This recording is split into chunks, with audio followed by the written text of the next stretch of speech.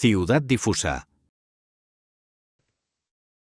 Entonces, sean bienvenidos y bienvenidas, ciudadanas y ciudadanos de la ciudad difusa, y quería agradecerles su compañía y quiero presentarles a este nuevo invitado que es Francisco Corma Canós, también conocido como Paco Corma, un amigo de hace muchos años que he tenido el privilegio de, de- de- de conversar sobre innovación en varias oportunidades en Chile y también en Valencia. En la última vez que estuvimos juntos estuvimos en Cabañal, no, estuvimos sí, en Cabañal, sí, un precioso lugar de la ciudad de Valencia cerca del mar. Y bueno, para decirles un poco de la trayectoria de Paco, él es doctor en química de la Universidad Jaume I de Castellón, tiene un máster en innovación, tiene un MBA, está diplomado en técnicas de estadística para la mejora de la calidad de la productividad y tiene un diplomado en Kaizen, en Cambridge Incorporated. Y tiene una larga trayectoria en proyectos de innovación colaborativa. También fue director del Máster de Innovación de Florida Universitaria, que es, ¿cómo podríamos explicarlo, Paco? Un joint venture entre varias universidades, porque no es una figura muy común Florida Universitaria. Era Sí, es una cooperativa una cooperativa y con... es universidad asociada a la Universidad de Valencia. O sea que tiene un convenio con la Universidad de Valencia. Entonces, diríamos, su enfoque fundamental es, diríamos, más orientado a lo que son los aspectos prácticos de los alumnos, que no, diríamos, todo el ámbito de una universidad. Diríamos, con un foco muy práctico, muy práctico. Bien, ¿qué es lo bueno en innovación? Digamos? Con Paco vamos a tocar varios temas. Vamos a comenzar por uno que yo debo reconocer públicamente que fue una discusión que tuvimos un par de veces, que Paco en su experiencia y sabiduría me decía, las pymes tienen que gestionar bien la producción y tienen que estar bien ordenadas, en términos bien simples estoy diciendo, ¿no? Para que puedan enfrentar mejor la innovación. Y eso nos trae la idea de la calidad, de la calidad total, que fue, entiendo, una de las cosas con que tú empezaste como consultor en temas de innovación, antes más allá de lo tecnológico. Una pregunta antes de empezar, ¿quién lo inventó? ¿Los norteamericanos o el Kaizen, la tecnología o la metodología es la japonesa? ¿Son lo mismo? ¿Son distintos? ¿O estamos hablando de dos enfoques que son más o menos parecidos? Yo diría que hay ciclos, es decir, todo lo que es la metodología de control estadístico de procesos, diríamos, es americana, es de los gráficos de Shewhart de los años 30 del siglo pasado. Eh, pero siempre enfocado con diríamos, la visión norteamericana, en general occidental, siempre enfocada a lo que serían los aspectos de ingeniería, de proceso de producción, con un foco, diríamos, muy directo. Con el boom, diríamos, de los años 80 en Japón, sobre todo potenciado por las fábricas de automóvil, pues se tomó, diríamos, los japoneses tomaron estas ideas de control estadístico de procesos y otros y en general, ¿no? Procesos estadísticos, para adaptarlo no solo a los temas de ingeniería y muy focalizados en producción, sino abrirlos al resto de toda la compañía. Es decir, que no solo, diríamos, las variables de proceso son importantes, sino cualquier proceso no solo industrial. Entonces, diríamos, uno es un enfoque muy casi exclusivamente industrial, mientras que el japonés es, diríamos, más corporativo, digamos, es más amplio. De ahí que al final apareciera como una simbiosis dentro del concepto de calidad total, es decir, un concepto que abarca ambas cosas. Diríamos, por un lado, la mejora de procesos industriales, pero por otro también la mejora del resto de procesos de las corporaciones. Y el Kaizen, pues, es una forma de, no solo un pensamiento, sino una metodología de cómo enfocar esa mejora de todos los procesos. Por lo tanto, yo diría que no es competencia, sino simbiosis de ambas metodologías. Entonces, lo importante es, para una empresa o particularmente para una pyme, más allá de solo la productividad, qué otras cosas le traen metodologías como esas, digamos, que fijan mejores normas, qué ventaja además de la productividad podría tener una pyme con respecto y por qué es tan importante para abordar temas como la innovación para una pyme? Las características de la pyme es que son muy particulares. Claro, no podemos comparar con una gran empresa, con una corporación, etcétera, que tiene muchos recursos, puede tener divisiones, puede ser multinacional, etcétera. Y una pyme o incluso una micropyme, vamos a poner 15 trabajadores, ¿no? Pues todos hacen un poco de todo. No hay un staff industrial, no hay un staff de recursos humanos, no hay un staff, diríamos, de cada una de las actividades, sino que es un conjunto que trabajan todos un poco en todo. Entonces, ¿cómo enfocar en una empresa de estas características procesos de mejora continua? Pues no hay más remedio que involucrar absolutamente a toda la organización, a todas las personas de la organización en dicho proceso. Y eso tiene complejidades, porque, diríamos, a la vez que se está produciendo, a la vez que se están realizando las actividades, al mismo tiempo hay que poner en marcha ciertos proyectos de mejora. Con lo cual diríamos es otra vez una simbiosis, lo que también llamamos una, diríamos, empresa ambidiestra, ¿no? Es decir, que tiene que conseguir, por un lado, mantener los resultados, pero por otro lado, tiene que también pensar en futuro. Entonces, dentro de una pyme, lo ideal es generar mini equipos de una, dos, cuatro personas, de manera que se focalicen en un determinado tema. Normalmente ese tema será la mejora de un proceso, el eliminar tiempos muertos, el eliminar desperdicios, que se focalicen en eso. Otro equipo dentro de su departamento, pues a lo mejor se focaliza en cómo realizar una mejor logística interna o cómo transferir mejor el producto al cliente final. Todo eso tiene que estar liderado por personas y no tenemos una organización enorme, ¿no? Entonces, la figura diríamos, esa persona que lo lidera es fundamental. No, normalmente no será la dirección general, pero será una persona muy próxima a la dirección general, que tenga esa capacidad de los distintos equipos coordinarlos. Yo diría que si somos capaces de coordinar esos equipos en esas mejoras de procesos, estamos hablando de calidad total porque afecta a toda la organización. Y un mecanismo muy útil es cuando lo que conseguimos logramos estandarizarlo, es decir, una vez conseguida esa mejora, pues conseguimos que eso forme parte de un estándar.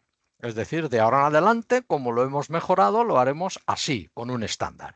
Y para eso es de mucha utilidad las normas ISO 9001 de la serie 9000, son muy útiles, porque lo que hacen es generar protocolos para hacerlo siempre igual de bien, porque lo hemos mejorado. Yo diría que esa es un poco el foco donde se tiene que dirigir la pyme.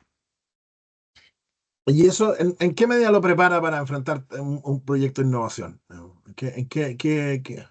Sí que es un buen punto de partida, porque fíjate que estamos hablando de crear pequeños equipos, ¿vale? Entonces, esos equipos que se pueden dedicar a un tema muy concreto, como puede ser una mejora de un proceso, o cómo transferir mejor un material entre distintos departamentos, a la vez tienen que pensar nuevas formas de hacerlo. No solo ir a las causas originarias, causa raíz para resolverlo, sino incluso pensar nuevas formas de hacerlo. Por lo tanto, es el mismo núcleo el que va a desarrollar ideas que se pueden transformar en proyectos de innovación. Por lo tanto, partir del proceso de mejora continua por medio de equipos, que las mejoras que se consiguen se estandarizan con la ISO 9001 Eso puede ser un buen inicio para generar una cultura de innovación, ya que serán equipos que tendrán que desarrollar ideas nuevas para resolver un problema o generar un nuevo producto o lo que sea, pero tienen que generar ideas que una vez transformadas, pues tendrán un resultado que es lo que llamamos innovación. Por lo tanto, yo diría que es una buena forma de empezar. ¿Mejora también la capacidad de absorción de la empresa un enfoque de este tipo? Sí, claramente. Es decir, eh, en los estudios de capacidad de absorción, eh, estudios de campo, ¿vale? Ujú. Que he tenido la ocasión de realizar. Lo que es la generación de ideas, captar ideas nuevas, es decir, tenemos que hacer algo para mejorar esto o desarrollar un nuevo producto y tenemos la habilidad para buscar en Internet, preguntar a los proveedores, preguntar a quien sea. Y tenemos una capacidad de absorción, diríamos, inicial de tener ideas. Eso lo puede desarrollar el equipo. Sin embargo, el siguiente paso, que es asimilar esas ideas, es decir, hacerlas nuestras para nuestra pyme, para lo que sabemos hacer y lo que no sabemos hacer, esa segunda fase no somos tan buenos en general en las empresas. Es decir, creemos que somos buenos, pero no somos tan buenos. Esa capacidad de interiorizar, es decir, eso que he leído en Internet, nosotros seremos capaces de desarrollarlo, ¿vale? Luego hay una tercera fase que es la de planificar. Es decir, vamos a hacer el proyecto. Y ahí somos buenos en general. ¿Por qué? Porque tenemos una cultura de generar proyectos. Y hay una última fase que es la que peor estamos, que es cuando el resultado tenemos que llevarlo o al mercado o al siguiente proceso, es decir, vender, ¿no? Ahí otra vez es bajo. Pero sí que es un buen, diríamos, método el partir de esos grupos porque la capacidad de absorción estará muy focalizada en el grupo, con lo cual tanto la búsqueda de ideas como interiorizarlo, nos tendremos que formar para interiorizarlo, el generar el proyecto y ver cómo lo transferimos, está como muy encerrado, es un núcleo muy, muy consolidado, muy sólido. Por lo tanto, sí, no solo ayuda a iniciar la innovación, sino que puede ser una buena fuente para aumentar la capacidad de absorción. Sí.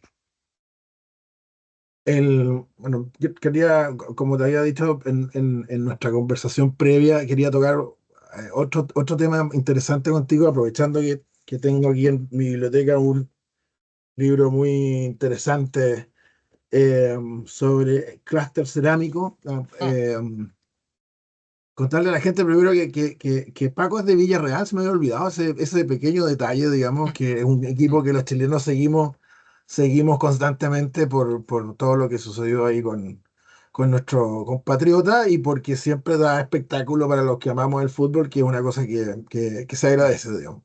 Pero además, Villarreal, la gente solo conoce el nombre del estadio porque cree que es una casualidad, el Estadio de la Cerámica, y se llama así porque Villarreal es tal vez la capital de la cerámica del sur de Europa. Uno podría con otra ciudad italiana, tal vez, no recuerdo el nombre, digamos, hay un par, pero la cerámica ha sido un sector productivo desde cientos, sino que de miles de años en la Comunidad Valenciana y porque está en Castellón y también en la ujú, propia Valencia. Recuerdo haber estado en el Museo de la Cerámica en Manises, ujú. Aquí. muy interesante, porque Niza es un pueblo no muy grande, entonces se encuentra con un museo muy interesante. Eh, y hoy en día, y como te contaba antes, también he tenido la oportunidad de estar ahí porque mi hija estuvo en una competencia por ahí cerca, digamos, cuando estuve el año pasado, así que tuve la oportunidad de conocer el lugar, digamos, donde hay una empresa al lado de la otra, unos kilómetros de empresa. Entonces, el sector cerámico alrededor en la comunidad valenciana es súper importante, pero en Villarreal debe ser el epicentro, digamos. Ahí hay un clúster que lleva mucho tiempo y que ha pasado por varios momentos, digamos. En tu libro tiene un momento, porque tu libro tiene algunos años ya y ahora estás en otro momento, digamos. Hablemos primero de esa época, de lo que fue o lo que ha sido el clúster, digamos. Lo primero un poco para que la gente entienda, un clúster es una agrupación de empresas que están enfocadas a un negocio o a un área o a un tipo de producto más o menos parecido, pero no necesariamente son competidoras porque colaboran en algunas cosas y porque además hay una red de proveedores que están más o menos en una cadena de producción o una cadena de valor que está geográficamente localizada en alguna parte y por lo tanto esa parte no solo incluye en este caso productores de cerámica, sino que también todos los que hacen pinturas, los que hacen insumos para la cerámica y maquinaria incluso, tengo entendido, digamos. Entonces, el clúster de eso no es un grupo de empresas que solo hace un tipo de cosas, sino que es un lugar donde se hace un tipo de cosas, pero donde hay un montón de empresas y otras organizaciones como institutos de investigación, universidad y el propio gobierno, digamos, que están involucrados.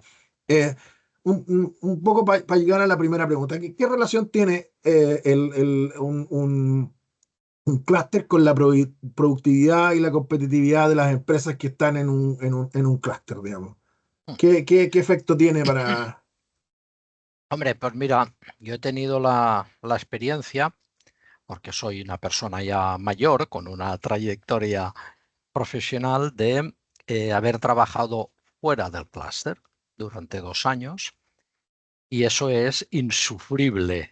Es decir, cuando existe un clúster, ese conjunto que tú comentabas de empresas, proveedores, conexiones con los centros de conocimiento, con las entidades financieras, etcétera, todo ese conglomerado y geográficamente concentrado, en este caso en un cuadrado de 40 kilómetros de lado, como mucho, pues si estás fuera, no existes, tienes grandísimos problemas.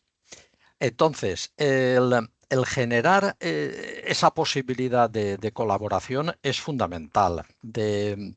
Entonces, hace años, cuando diríamos, empezó a configurar el clúster, pues siempre ha habido un actor central que es el fabricante de los azulejos. Y alrededor de él estaban todos los proveedores de materias primas, de pinturas, los talleres, la universidad que se incorporó, las organizaciones empresariales y de trabajadores, etcétera, etcétera. Bueno, pues, muchísima gente trabajando.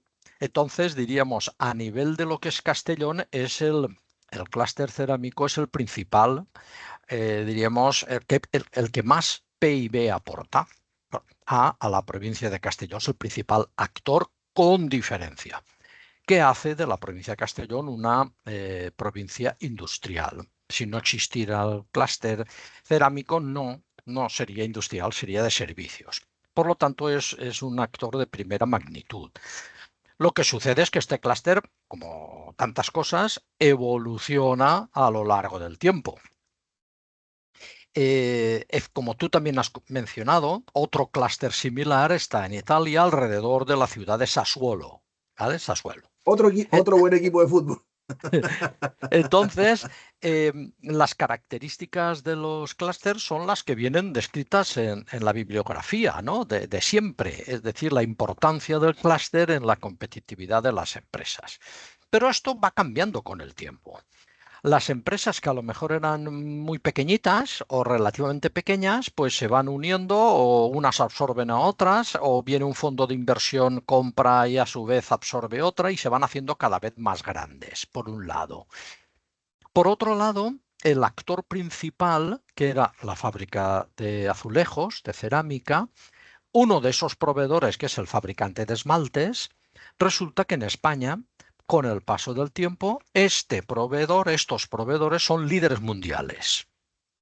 Es decir, son los principales productores de materias primas, esmaltes y colores para la industria cerámica en el mundo. ¿Qué significa esto? Pues significa que son grandes aportadores de conocimiento. El principal conocimiento no está en la fábrica de azulejos, que es el actor principal, sino en sus proveedores y fundamentalmente el fabricante de esmaltes, fritas y colores y el fabricante de maquinaria. La principal innovación que realizan las fábricas de azulejos es la adquisición de tecnología. Es decir, la introducción de innovación vía introducción de tecnología, vía maquinaria. Esta es la principal. Compra de equipo, digamos. Exacto. Mientras que los fabricantes de esmaltes, fritas y colores y los fabricantes de maquinaria, las principales innovaciones que realizan son vía conocimiento, que posteriormente transfieren a las fabricantes de azulejos. Esto no era tan, digamos, tan claro hace 50 años. Ahora sí, pero no solo transfieren a los fabricantes de azulejos del propio clúster, sino que transfieren al mundo. Con lo cual, el clúster, diríamos, geográficamente sí que está concentrado, pero los actores son internacionales, están en todo el mundo, con lo cual se está produciendo un cierto cambio o modificación del concepto clúster en el caso de Castellón. Empresas cada vez más grandes, con mayor poder, más celosas de su propio conocimiento, con lo cual, diríamos, la transferencia entre ellas de conocimiento no es igual ahora que hace 50 años, que había más puertas abiertas, ahora no están tan abiertas, y se está, diríamos, transfigurando, se está transformando. ¿Mm? Claro, porque se están concentrando en un eslabón de la cadena, por decirlo así, de la cadena de Sí, valor, digamos, o en uno o dos, digamos. sí. Hay dos cosas que, bueno, primero la reflexión que estamos hablando del fenómeno clúster, no hemos hablado de las políticas públicas que son las iniciativas de clúster, que igual te Mm. quiero preguntar si cómo lo han vivido también particularmente ahí. Pero en este caso hay una estrategia que es distinta. La estrategia de las empresas chilenas es comprar equipo, digamos. Entonces uno cuando tiene posibilidad de entrar a los datos de las encuestas de innovación, históricamente es la compra de equipos como hacen innovación las empresas de Chile, en general, digamos, ¿no? Así que es un poco la estrategia del fabricante, digamos. Es una estrategia de innovación un poco de defensiva también. Esa forma, digamos, que yo compro equipo, compro tecnología, porque lo que me estoy haciendo es defendiéndome de la competencia, en vez de ser una estrategia más propositiva de, mira, yo tengo que ir más adelante porque mi negocio está más adelante en este ámbito, digamos. ¿Puede haber algo de eso también? Sí, de todas formas hay un concepto que permanece, es decir, la concentración geográfica, la proximidad geográfica, incluso sin darte cuenta, produce intercambio de conocimiento. Más si Eso. está la universidad, los centros de formación, las academias, los institutos, las escuelas de formación. Todo esto, al estar próximo, produce transferencia de conocimiento. Ahora bien, una vez está en la propia empresa, el fabricante de esmaltes, fritas y colores o el fabricante de maquinaria también transfiere conocimiento al fabricante de azulejos que está en la China, en Chile o en México, que geográficamente ya no está tan próximo. Pero se coge el avión alguien y va y ayuda a otros. Por lo tanto, diríamos, no es lo mismo un clúster tradicional en Castellón o en cualquier otra ubicación geográfica, que en lo que poco a poco se van transformando.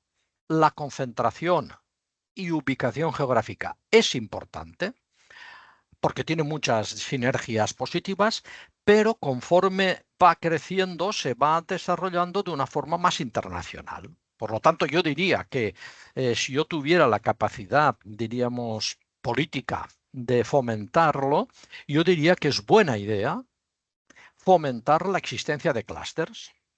Y ya veremos con el tiempo, con los años, no con uno o dos, porque esto tarda mucho, en qué se transforma, pero es mejor partir de un núcleo que se ha conformado como clúster y luego ya veremos cómo se desarrolla. Por lo tanto, yo creo que es buena idea potenciar la existencia de clústeres especializados en un sector industrial que luego tiene pues distintos, diríamos, apéndices, distintos actores que pueden ser de otro sector. Por ejemplo, actualmente todo lo que es la digitalización, el software, etcétera, todas las empresas que están alrededor y que colaboran a mejorar, diríamos, la gestión de las empresas del clúster. Por lo tanto, fomentar la existencia del clúster es positivo y luego ver en su desarrollo qué dirección coge. Porque en Cataluña hubo una política nace retorno, desde el retorno a del retorno a la democracia y los años ¿cómo se llama? De la consolidación de las comunidades autónomas. Hubo una política muy Mm, fuerte de clúster en algún momento. De hecho, está en los manuales, digamos, de gestión mm. de clúster y política de clúster. En Valencia, ¿cuál es la experiencia en ese sentido? ¿Hay políticas de clúster o solamente el apoyo va por ejemplo, en temas de aportar en centros de investigación o centros tecnológicos dedicados, por ejemplo? Sí, no, hay una experiencia, yo diría que posiblemente la más potente de España. Es decir, em, hay tres grandes focos en España, como es el País Vasco, Cataluña y Comunidad Valenciana, alrededor del concepto clúster. Pero el clúster vasco de la comunidad autónoma vasca es muy focalizado en el metal en general, ¿vale?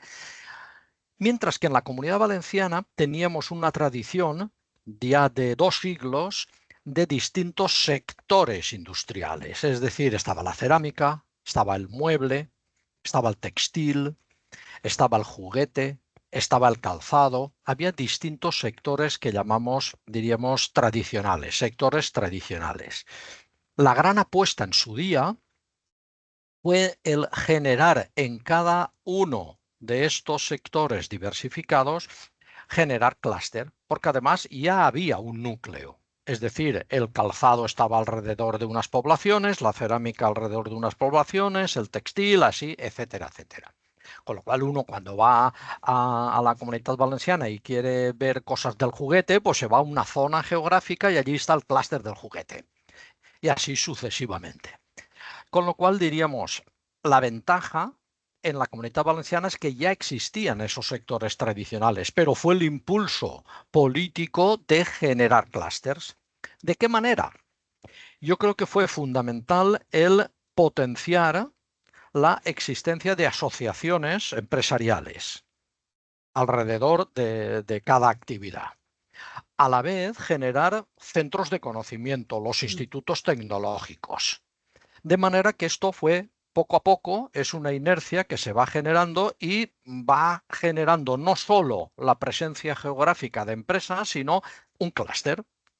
Por lo tanto, en la Comunidad Valenciana era, entre comillas, relativamente fácil, pero había que tomar la decisión. Y se tomó en un momento determinado. Y yo diría que con gran éxito.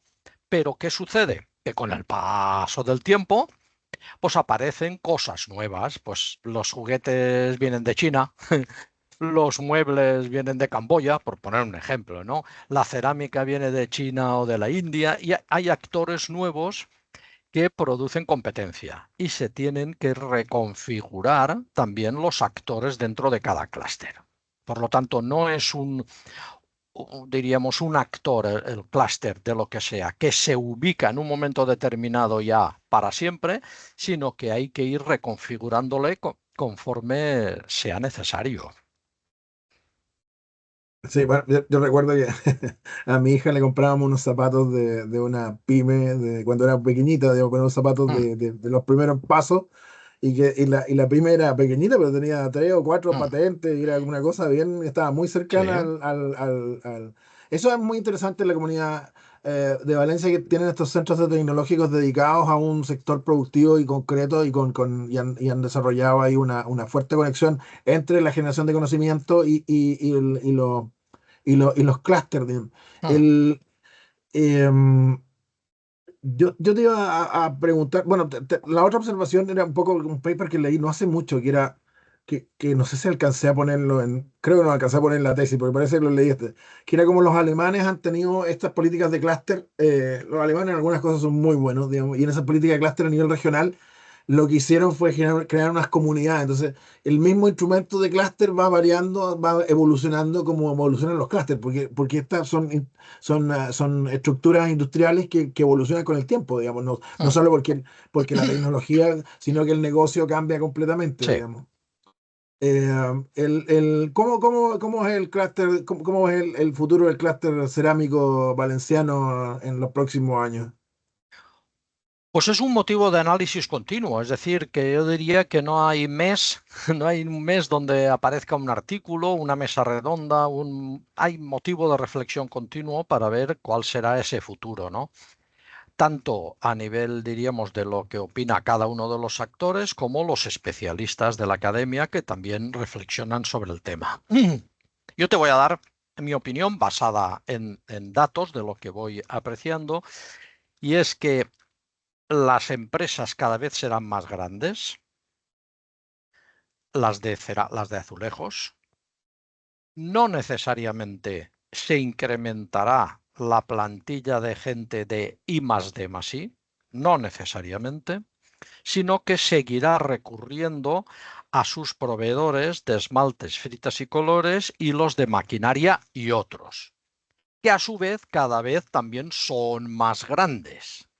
Con lo cual se va a producir una situación entre empresas muy grandes que van a tener cierta colaboración más allá de lo que es la compra y venta de productos y servicios, pero que va a ser, diríamos, no abierta como un clúster, diríamos, tradicional, que todo el mundo participa de ese conocimiento, sino muy de vis a vis, ¿de acuerdo? De manera que las organizaciones serán cada vez más celosas de su conocimiento y no te podrás ir a tomar una caña o una cerveza con un competidor a hablar de cosas del clúster, ¿eh? Cada vez eso será más complicado. Eso por un lado. Si además aparecen, diríamos, nuevos actores mundiales de producción de azulejos, porque en el caso maquinaria y esmaltes son líderes aquí, no hay problema, aparecen otros, habrá una presión todavía mayor sobre lo que es, diríamos, los costes operativos para poder ser competidor en los mercados internacionales, un mayor dominio de la tecnología para producir productos más especiales, con lo cual, diríamos, el dibujo es menos empresas, obviamente menos trabajadores, las empresas más tecnificadas, más robotizadas, más especializadas y una relación vis a vis con los proveedores fundamentales. Y un cierto declive de lo que es el tejido de difusión de conocimiento horizontal. ¿Es Menos bueno o espacio para... es bueno o es malo? No lo sé. No, Es claro, la realidad que en ese momento yo preveo. claro, algunos jugadores como las pymes lo tendrán más difícil, digamos, Mucho que más en años. difícil, Claro. Eh, muchísimo más difícil. y bueno, pero son cosas que suceden o sea, la dinámica empresarial es así, digamos, hay Sí, momentos y momentos. En 20 años más podemos estar hablando de nuevo ¿cómo se llama? De la startup de cerámica, digamos, con nuevas tecnologías, etcétera. Yo quiero llevarte a otro punto ahora. También en otro de tus libros, digamos, que tuviste la gente, es el último, ¿no es cierto? Que sacaste, el de innovación abierta. sí, sí, bueno, hay otro posterior de recursos humanos, diríamos, de lo que sería características de las personas para desarrollar innovación, es decir, Ah, vale. focalizado en No, las personas. Pero sí, diríamos propiamente, hablar de innovación, ese que has mostrado es el último. el, bueno, el tema de la innovación abierta es tal vez, primero fue una idea que le gustaba mucho a las grandes empresas, pero tú lo enfocas aquí en cualquier empresa, digamos, que eso es como... Eh, ¿Por qué? Porque yo te quería preguntar, ¿por qué es tan importante que una pyme empiece a pensar en innovación abierta? No, no solo porque esto, es que yo creo lo mismo, pero, pero quiero que tú lo digas porque yo lo he dicho muchas veces y parece que no me creen. Que las pymes importa mucho que tengan un sentido de innovación abierta en su forma de enfrentar el desafío de la innovación. ¿Qué le entrega la innovación abierta a una pyme? Eh, Hombre, primero es importante comentar que no tenemos que confundir exactamente innovación abierta con innovación colaborativa. Pueden parecer iguales, pero tienen algunas diferencias. Pero quitando de los aspectos académicos, siempre las empresas han tenido una apertura, como mínimo, hacia los proveedores. Es decir, una empresa pyme o micropyme pues no le funcionaba bien una cola para pegar la madera y llamaba al proveedor para ver de qué manera podíamos resolver aquel problema. El proveedor le decía, es que tu madera pues es demasiado absorbente y necesitas otro tipo de cola que sea más fluida. ¿Vale? O sea que había un intercambio entre ambos actores para desarrollar una cola nueva que fuera útil para este cliente, ¿no? Eso ha existido siempre. Las pymes eso lo saben hacer. Otra cosa es que con el incremento que hablábamos del tamaño de empresa, las pymes cada vez tienen menos capacidad de interacción con los proveedores. Es decir, los proveedores tienen más negocio con los grandes, puede vender más con los grandes que no con las pymes. Por lo tanto, es fundamental para las pymes abrirse a colaborar como mínimo con los proveedores porque sabemos lo que sabemos y no sabemos más, necesitamos el conocimiento de otros. Entonces, ¿cómo puede aprovechar la pyme? La pyme lo puede aprovechar buscando en otros actores de su mismo entorno, no geográfico en general, de su mismo entorno, otras empresas que tengan problemas similares. De manera que, de una manera colaborativa, conjunta, puedan abordarlos. Ejemplo, vamos a suponer que somos una empresa de desarrollo de software, una micropyme, que somos 4 amigos. Y necesitamos incrementar la plantilla y no encontramos profesionales. Pero es que en otro sitio, en otro pueblo, en otra calle, hay otra empresa también de software que le pasa lo mismo, que quiere crecer o quiere desarrollar una nueva línea y no encuentra profesionales. Bueno, pues nos podemos coordinar todas las empresas de software para generar una escuela, un taller de formación, pactar con la universidad o con quien sea que desarrolle una nueva enseñanza sobre software, de manera que posteriormente nos podamos aprovechar todos. O sea que yo creo que una salida buena para las pymes es buscar otras pymes que tengan problemas similares y tratar de coordinar proyectos comunes. Esto no es fácil, porque siempre está el ego y por un lado y por otro está el temor a la competencia. Bueno, pues habrá que ver cuál es el tema en el que podemos colaborar.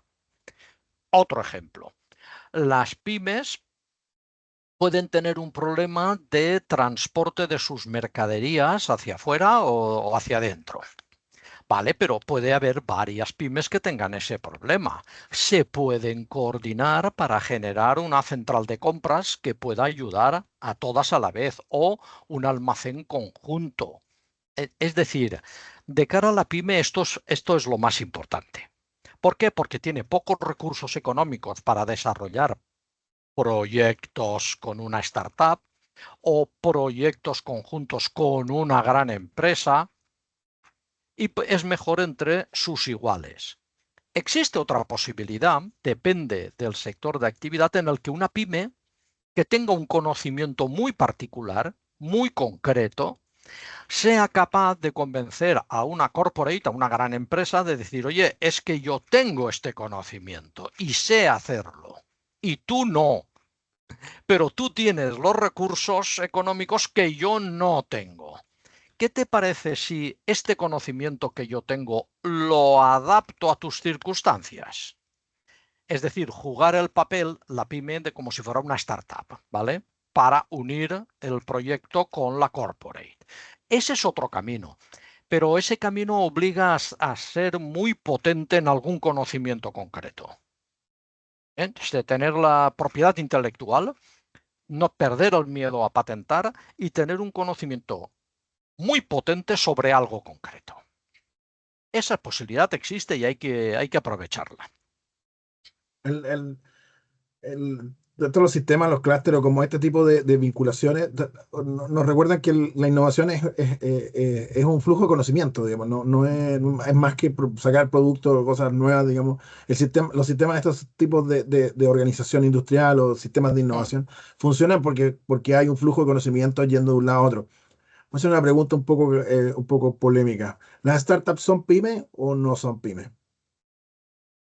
Mira, yo estoy desarrollando un trabajo que no sé si se transformará al final en otro libro, pero es un trabajo de campo en el que trato de analizar los factores de éxito para que las startups encuentren corporates o grandes empresas y que las grandes empresas encuentren startups y logren proyectos de innovación abierta con éxito.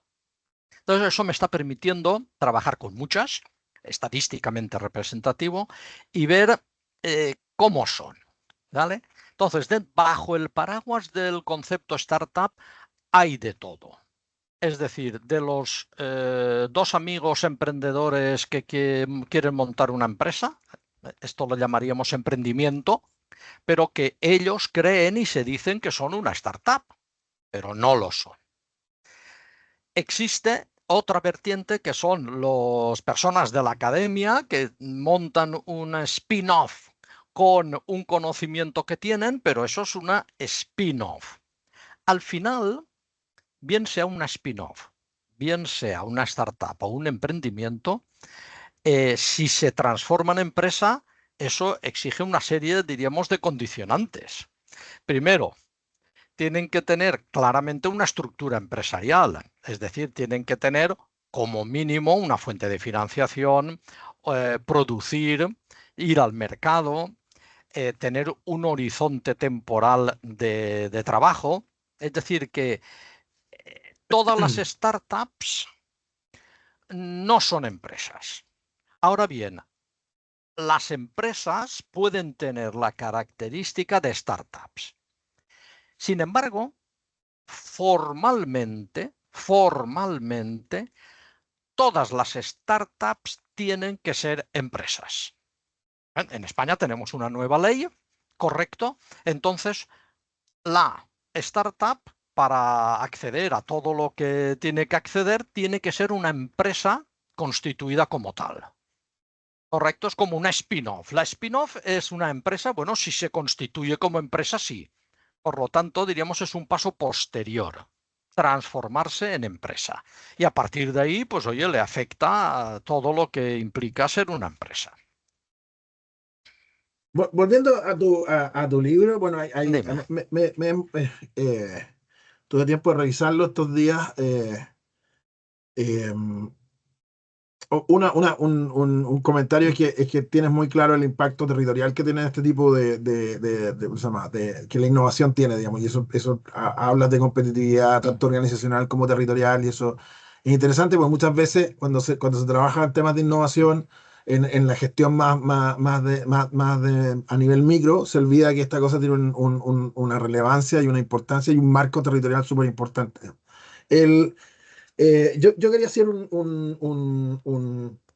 que pasa es que una de las cosas que encontré para que la gente lo sepa, aquí Paco muestra una forma bien interesante de gestionar la innovación desde la idea, desde obtener las ideas hasta hacer el plan, incluso más allá, digamos, de una forma muy didáctica, utilizando una serie de fichas que además son descargables y que tienen un montón de pasos que van secuencialmente y que tienen algunas cosas. Yo lo he revisado bastante, pero todavía no lo he estudiado lo suficiente como para entrar a todos los detalles de por qué pusiste esto acá. Eso lo haremos en algún momento más adelante. Pero me pareció algo muy interesante, entre todas las cosas, digamos, pero quería preguntarte porque hay un momento en que tú haces que la gente a través de las fichas defina los objetivos, defina los potenciales y la forma y al final de cómo son los colaboradores y después analice el riesgo y de ahí planifique. O sea que con lo último que hace, en definitiva, esta metodología, antes de entrar a la planificación de las tareas es decir, mire, usted tiene que tener muy claro los objetivos, muy claro la colaboración y muy claro los riesgos. Eh, ¿Por qué? Digamos, vamos a un poco a Hmm. algún... Eh, Mira, el hacerlo así de una forma metodológica, paso a paso, y adjuntando fichas, obedece a la realidad, diríamos, de mi trabajo de campo, en el que te encuentras con pymes que te dicen, oye Paco, ¿y esto cómo se hace? ¿Y esto cómo se hace, no? Vale, pues vamos a ver. Primero, segundo, tercero, vale. Entonces, yo siempre digo lo mismo. Lo primero es saber hacia dónde vamos, qué queremos conseguir. El qué tenemos que hacer es posterior. Primero tenemos que saber para qué lo hacemos, es decir, marcar el foco. Si una empresa no tiene una estrategia definida, cualquier innovación que haga no sabrá si está orientada a esa estrategia. Por lo tanto, además, yo me atrevo, cuando doy charlas, a decir que habría que dedicar entre el 30 y el 40% a esa primera fase. Es decir, el 30 o 40% del tiempo a definir la estrategia, cuáles son nuestros objetivos estratégicos y también en innovación, cuáles son los objetivos, la estrategia de innovación, porque luego toda la metodología de generar ideas y planificarlas es algo como más mecánico, más mecánico. Pero esa primera parte, es decir, cuando vayamos a desarrollar una idea nueva, la transformemos en algo, ¿hacia dónde tiene que ir dirigida? Tiene que ir dirigida a la estrategia, a los objetivos estratégicos. Si eso lo tenemos, perfecto, hemos avanzado mucho. Las grandes empresas se supone que lo tienen, pero las pymes no todas. Entonces, por eso le dedico tanto tiempo a esa primera fase para luego todo lo que hagamos que esté orientado a aquello y no echar, diríamos, como si dijéramos pájaros a volar a ver si alguno va a su nido. ¿Eh? Ese es el motivo. el, el, el, ¿Cuál es la importancia, siguiendo un poco la misma línea, la importancia del análisis de riesgo ¿por qué es tan importante para ti ponerlo justo antes de, porque a mí me parece muy interesante que porque yo he visto muchas veces que hace como el plan con la actividad y después cuando tiene todo listo hace un análisis de riesgo posterior a eso. En la metodología que tú propones, ahí, antes de poner de empezar a definir actividades, tú pones el análisis de riesgo. ¿Por qué? ¿Qué es lo que estamos viendo ahí? ¿Cuál es la experiencia Y yo que diría te que llevó es a esa decisión? en ambos momentos, ¿eh? Hay que hacerlo en ambos Ujú. momentos.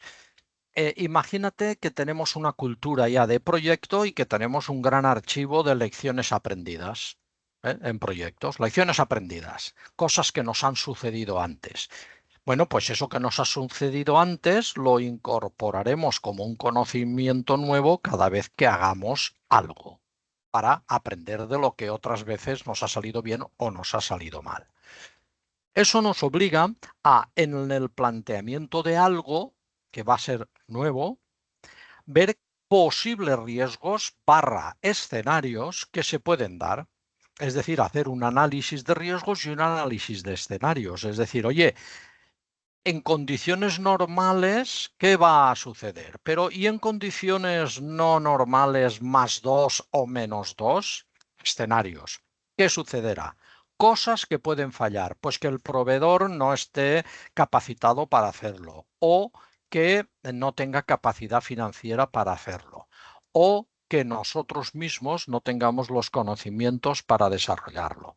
Es decir, este análisis previo, como si dijéramos una diagnosis, en definitiva es una diagnosis previa, es imprescindible, porque es que si no nos lanzaremos, como vulgarmente decimos, a la piscina, nos lanzamos a la piscina sin saber si tiene la profundidad adecuada o no. Y posteriormente también, es decir, al final del proyecto, hacer no tanto el análisis de riesgos, pero sí lo que son las lecciones aprendidas del proyecto. ¿Qué cosas nos han salido bien y por qué? ¿Qué cosas nos han salido mal y por qué? De forma que de una forma iterativa, en siguientes proyectos, incorporemos todo este conocimiento.